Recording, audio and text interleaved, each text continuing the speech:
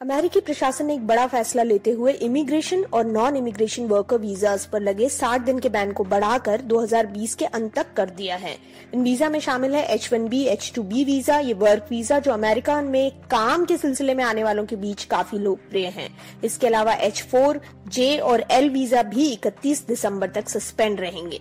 अमेरिकी राष्ट्रपति Donald Trump का कहना है कि कदम उन्होंने घरेलू कर्मचारियों की मदद के लिए उठाया जो कोविड-19 की वजह से ठप पड़ी अर्थव्यवस्था के शिकार हो रहे हैं। ट्रंप के इस फैसले से आईटी कंपनियों को काफी झटका लगा है।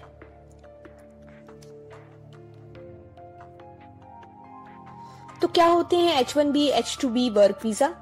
आईटी और उससे जुड़े क्षेत्रों में कम लागत पर एम्प्लॉइज को हायर करने के लिए अमेरिकी सरकार हर साल कुछ सीमित संख्या में वीजा इशू करती है, जिसकी बदौलत कंपनियां अमेरिका के बाहर से स्टाफ को बुलाकर काम करवा पाती हैं। आईटी बूम होने के बाद भारत और चीन जैसे विकासशील देशों में आईटी ग्रेजुएट्स अमेरिकी कर्मचारियों की तुलना में कहीं कम लागत पर अमेरिका में काम करने के लिए तैयार रहे हैं। भारतीय आईटी कंपनियों के बीच H1B वर्क वीजा काफी लोकप्रिय भी है। इनफैक्ट अमेरिकी सरकार हर साल 85,000 H1B वीजा जारी करती है। इसमें से 70% भारतीय नागरिकों को इशू किए जाते हैं। 1 अप्रैल 2020 तक US citizenship and immigration services को 2.5 लाख H1B वर्क वीजा के आवेदन मिले थे, जिसमें से भारतीयों ने 1,84,000 एप्लीकेशंस दी थी। इसके अलावा H2B वर्क वीजा फूड और एग्रीकल्चरल वर्कर्स को अमेरिका में नौकरी के लिए दिया जाता है। वहीं L1 वर्क वीजा से हाईली स्किल्ड वर्कर्स को अमेरिका आने की अनुमति मिलती है जो 7 साल तक इस देश में रह सकते हैं। लेकिन अमेरिका में आईटी कंपनियों के इस कदम की आलोचना होती रही है, जिसके तहत वो कम लागत के लिए बाहर देशों की तरफ रुख करते हैं और ट्रंप ने राष्ट्रपति चुनाव में इसे एक बड़ा मुद्दा भी बनाया था।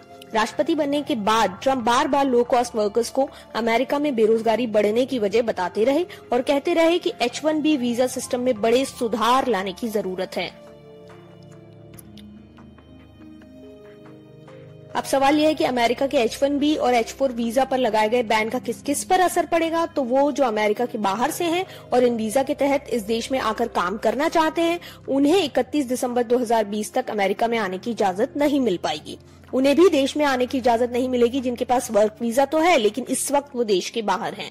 लेकिन इन वीजास के तहत जो लोग पहले से ही अकेले या अपने परिवार के साथ अमेरिका में रह रहे हैं, उन पर यह बैन कोई असर नहीं डालेगा।